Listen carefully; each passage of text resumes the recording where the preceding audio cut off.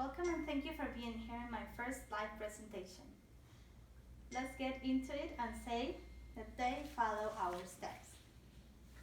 And by they, I mean children.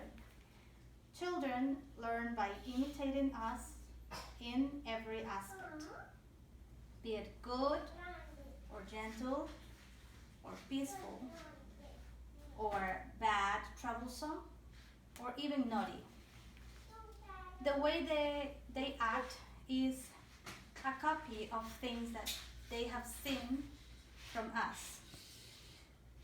Harvard Center for the Developing Child mentions that human brain develops 90% of its size before the age of 5. The other 10% develops after the age of 5. So this means that as babies, we can only use our brains to make little connections or ideas and movements. And when we become toddlers, our ideas get linked with others and starting forming like a database. So we can understand the reason why we do something.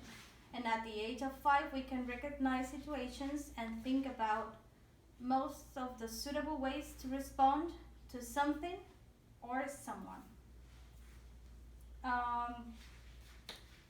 So we have 1 million neural connections that works with our brains in the range of this time. And everything is from the first few years of life. So we connect everything in seconds. So many children struggle with reading or writing or talking and building relationships, and we can help them by providing support early. This is recognized by parents or a teacher.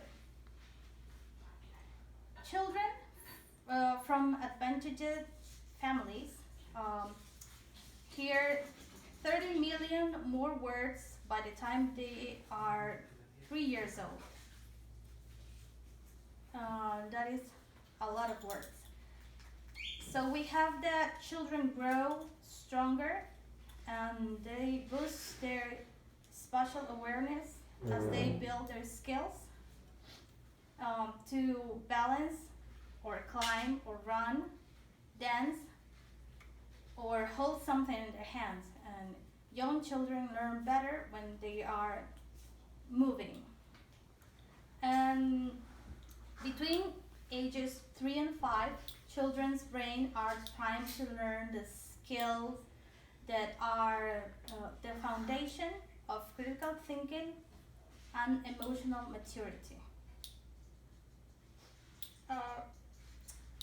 We also, as children, start building foundational skills for communicating, counting, reading, and writing very early. Early learning builds vocabulary and ability to tell stories.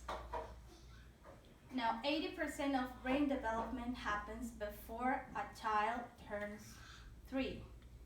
That is the fastest rate of brain development in our life. So all these aspects are what shape our mind into functioning human beings. But we all know this is only the ideal shape. Most of the children we know behave different from these specifications. And why is it like that? Because children are like sponges. So let me give you an example, okay? This is the ha sound, the story of the ha sound, okay? So my brother, his wife, and my 2-year-old niece were living together with me and my parents for a while.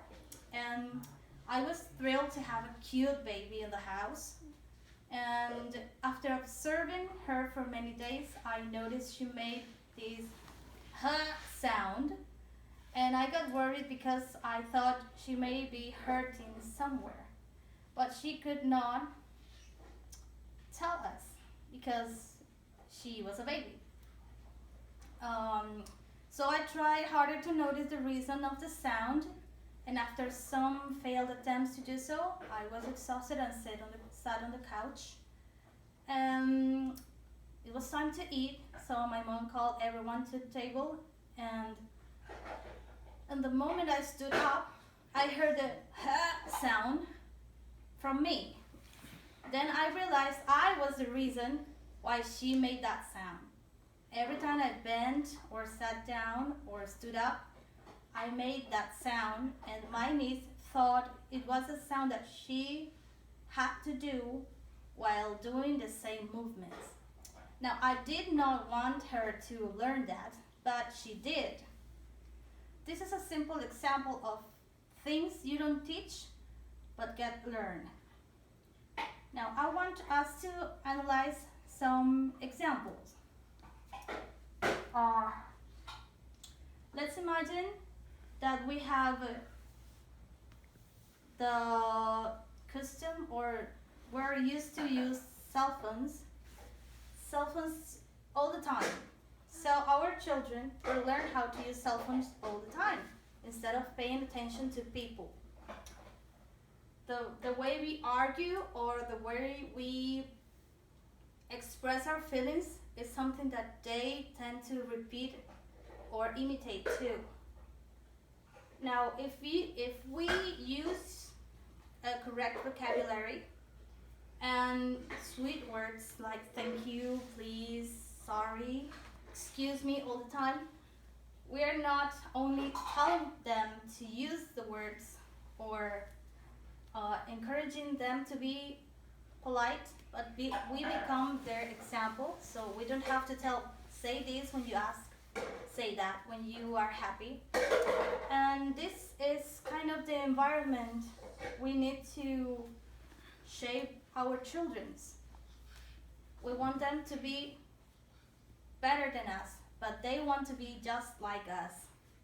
So that is our goal, to become the role model of all the children around us.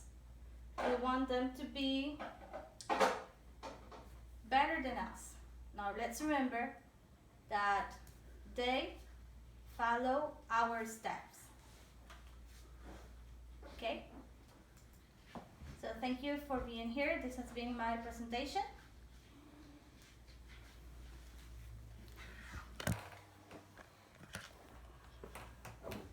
And here's my audience. And thank you for being here and watching.